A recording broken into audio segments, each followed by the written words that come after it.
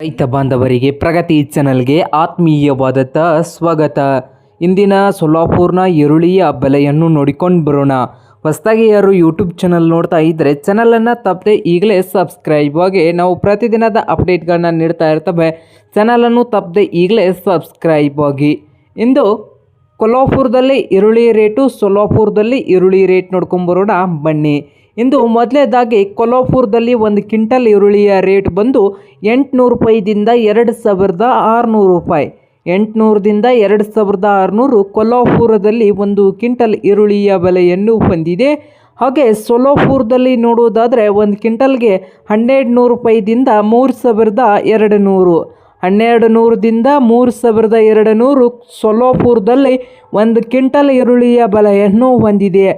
ಹಾಗೆ ಉತ್ತಮ ಕ್ವಾಲಿಟಿಯಲ್ಲಿ ಈರುಳ್ಳಿ ಇದ್ದರೆ ಸೊಲ್ಲಾಪುರದಲ್ಲಿ ಒಂದು ಕ್ವಿಂಟಲ್ಗೆ 2000 ರೂಪಾಯಿದಿಂದ 3200 ಫಸ್ಟ್ ಕ್ವಾಲಿಟಿ ಈರುಳ್ಳಿ ರೇಟು. ಸೆಕೆಂಡ್ ಕ್ವಾಲಿಟಿ ಈರುಳ್ಳಿ ರೇಟ್ ನೋಡೋದಾದರೆ 1200ದಿಂದ 2000 ಒಂದು ಕ್ವಿಂಟಲ್ಗೆ. ಹಾಗೆ ಥರ್ಡ್ ಕ್ವಾಲಿಟಿ ಈರುಳ್ಳಿ ರೇಟ್ ಬಂದು 800 ರೂಪಾಯಿದಿಂದ 1200 ರೂಪಾಯಿವರೆಗೆ ಥರ್ಡ್ ಕ್ವಾಲಿಟಿ ಈರುಳ್ಳಿ ರೇಟು ಒಂದು ಕ್ವಿಂಟಲ್ಗೆ ಸೊಲ್ಲಾಪುರದಲ್ಲಿ ಇದೆ ನೋಡಿ ವೀಕ್ಷಕರೇ.